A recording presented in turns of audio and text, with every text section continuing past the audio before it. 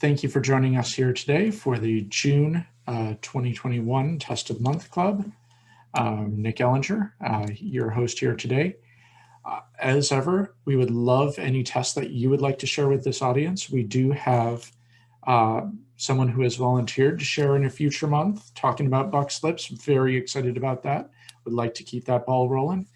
And but in the meantime, there's an interesting test that came out of Wharton about including donor choice in how things are set up. So first, talking previously from previous Test of the Month clubs, for those who haven't committed all of these to memory, American Diabetes Association took their male piece and they added, as you can see at the bottom, so top is the control, bottom is sharing your highest priority, please check 1. And so it's not binding, it's just what's your priority for the organization, but asking someone's opinion about what ADA should do, significant increase in average gift and in revenue in their acquisition package. Similarly, online, Heritage Foundation. This you can see on the left and on the right. Left is control, right is test. And the difference is, let me blow that up, where should Heritage focus its efforts? So similar sort of language in their donation form, and they found a 34% increase in conversion. So asking these types of questions can increase your giving. Plus, having this information has an additional benefit. This was a study from Donors Choose. They found that when people answered optional questions, they were far more likely to retain going forward and to give more. So if you're asking questions of your donors and they're not responding, they are less likely to be into you. And so that's a factor that you can throw into your models, into that wonderful data stew that hopefully you're cultivating on all of your donors. So the questions about this is, why is it happening? And does it have to be something that's an important issue to the organization? Does it need to mean something? And so the Wharton study is called Penny for Your Preferences, using self-expression to encourage small pro-social gifts. So translating out of Whartonese, if we ask people to tell us about themselves, does it make them more likely to give? And what are those types of circumstances? So the example, and the first study that they did was in tipping. If you have visible cat and dog tip jars where someone's voting over time, will it increase their tips? And it sure does. It increased the percentage of people who tipped from 41 to 77%. And it more than doubled the per shift tipping amount. So in this case, people were wanting to make these tips as an expression of who they are. And the thing that this immediately put me in mind of is my son, who's in 6th grade, was very excited to try to raise money, not for the cause at the school that he was working for, but was so the 6th graders could beat the 8th graders. So similarly, cat people want to beat dog people and vice versa, but will this work when you don't have another team you're going up against? Will this expression of identity? So they used Amazon's Mechanical Turk, which is a software that goes out and has people individually take usually very quick surveys and pays them for that. So for some people, it's a way of getting additional revenue, and for researchers, it's a way to get a randomized panel set of things. So they paid 50 cents per survey and they gave them a 10-cent donation for bonus for a potential donation. Any donations you gave came to American Red Cross. In the normal study, you had a jar labeled donations up there with the Red Cross logo saying make your donation. And in the test, they had 2 jars with the caption vote with your donation, and it was chocolate ice cream or vanilla ice cream. Sure enough, response rate went up by 17 percentage points. So let me do the math here, slightly less than half, slightly less than 50% increase. The total amount donated all increased, but not statistically significantly. So we don't know if average gift went up, but response rate sure did. And for some reason, the authors didn't say whether chocolate or vanilla won. I felt like that was a key omission from the study. Feel free to write them and press for those details. Similarly, they did not say whether cats and dogs won, probably deciding that that isn't the point of their research, but inquiring minds want to know. So then they got into some of the meatier stuff. Using MTurk again, they looked at donations to the After School Alliance and then said, are you donating today to the Play Outside campaign? Asking which season makes you happier, summer or winter? And they also asked about the donation experience. They're trying to figure out why having these, what they call the dual conditions, being able to pick summer or winter or cat or dog or chocolate or vanilla, why that works. So again, willingness to donate went up, almost doubling, not quite. They raised a total of 68% more money for the After School Alliance by having this dual condition, having the ability to choose summer or winter. And then the big thing that happened is people who saw the duals were far more likely to say, this gave me an opportunity to express something about who I am. And the researchers were able to say, draw a line from, I was in the dual condition, I donated more, and I donated it because of this, because it gave me the opportunity to express something about myself. This type of identity expression is why I am giving more in the dual condition. So then they wanted to delve more into that. Does any choice work? And does the structure of it change? So they looked at the Environmental Investigation Organization, controls your normal control, donate today, click this button to donate online. Then they had the types of things we've seen before, an expressive dual. What do you love more, the mountains or the beach? That's something that I'm expressing about myself. Gives you 2 buttons to donate with your expression of preference.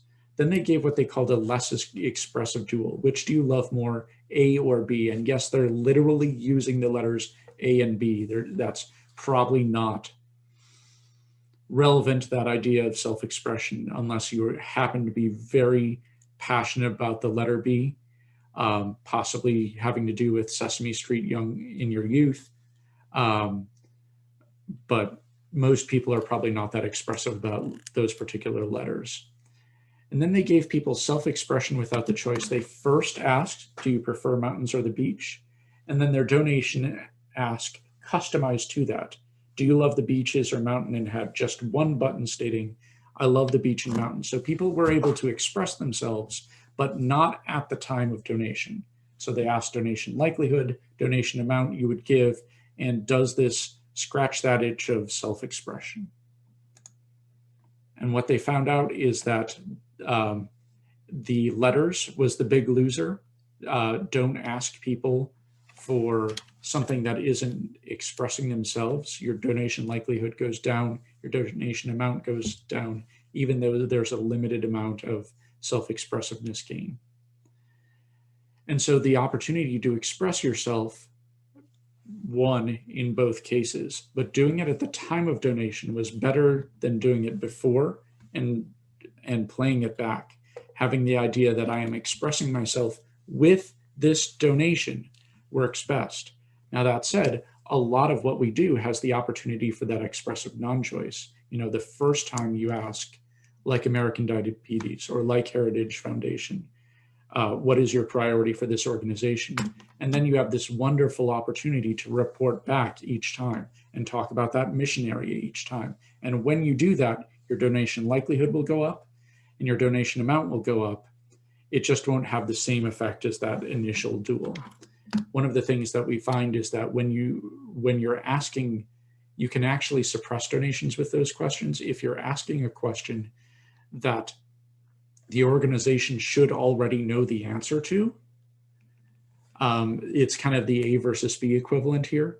And so you really only want to ask the same question once and then report back on it rather than asking it again and again. So study 4, then we go to study 6A. This is an MTurk study where they did donations to a fictional animal shelter, cats versus dogs question. And then they used this thing called the Value of Expressiveness Questionnaire. And I would give you details about this, but It looked boring, so I didn't go too far into it, but suffice it to say it's the scale that psychologists and sociologists use to say how much does this person value self-expression. So it's been studied to be a fairly good proxy, and so we should be able to use this going forward. And they found the more that someone wants self-expression, the more the dual condition works on him or her or them. So you come over here and you can see as self-expression goes up, the distance between the dual condition and the standard appeal goes up. So people who want, a side note to this, people who want to express themselves are more likely to donate across the board. And so, and that effect is about as big as the effect of the dual. And so knowing about the person, if you had to pick a donor, you would pick someone who wants to express themselves in the things that they do versus someone who doesn't. And I'd also flip that around to say that even the act of donating is an act of self-expression. You know, you are saying, I believe in this organization. I believe in what they do. This is an expression of who I am. And so the people who need or want that self-expression are more likely to donate in any condition, but especially when you're helping scratch that itch of expressing cats versus dogs in this case. So now 6B, they gave people the opportunity to express themselves before the test was done. So list your favorite sports teams, musical artists, color, hobby, subject in school, TV show, book, and movie, which is pretty comprehensive.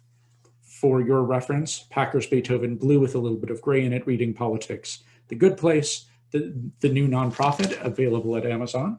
And favorite movie, it's probably not my favorite, but it's the movie that I like more than anyone else is Sneakers.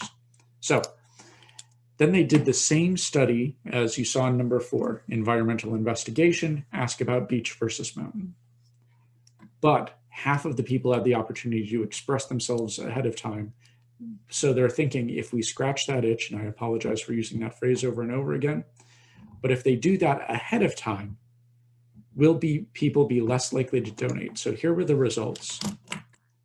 When you didn't give people relief, dual condition, being able to choose beach versus mountains, significantly better than non-dual. The likelihood of donating went from 2.17 to 3.1. When you relieved it ahead of time, dual still won, but not by nearly as much. It cut the effect by more than half. And so this is saying that if you're doing a gala, you don't want to have people writing things about their painting or self-expressing or talking about themselves necessarily before you make the donation ask. Rather, you want to make it part of the donation ask so people are more likely to donate. So some lessons across all of these studies. ABC, always be questioning, but with the C so that the ABCs make sense. You want to be asking these questions. You want to be prompting people to self-express, whether it is silly cats versus dogs, whether it's who's going to win the Super Bowl, or legally speaking, probably who's going to win the big game, and vote with your donations. Those make perfect sense, but so too do the deeper issues, the things like, do you have a relationship to this cause? For an animal organization, cats versus dogs makes perfect sense because that's something you can customize on going forward. So that learning is incredibly valuable in and of itself. But what these studies say is that you can pair this with the opportunity to express yourself and increase donations on the front end, in addition to all of that customization you have on the back end. So any questions about this study or the idea of self-expression generally? While we're waiting for folks to write in questions, we would love to have folks who are sharing tests on the Test of the Month Club come here, let us know your direct mail test, your digital test, and share so that other people can learn from it. As you can see, some of these academic studies, they're great. They help us understand better what we're getting at, but they don't always have the most practical bent to them. You know, that people are donating 10 cents when you really want to get them to donate far more than that. And so the tests that you are doing, the field studies, are really valuable for other practitioners of the trade. The other thing that I'd ask is, if you have ideas for things that you'd like to discover, your boss is asking about this, you have a greater question, let me know, and I can try to delve into the literature, ask around at work, and see if there are folks who have done those types of tests. So I'm not seeing any questions in the chat. If you do have questions, or you're watching this video afterwards and you have questions, feel free to reach out to me. My name's Nick Ellinger, and my email address is nellinger, that's NELLINGER, at more, MOORE, DM, group, GROUP.com.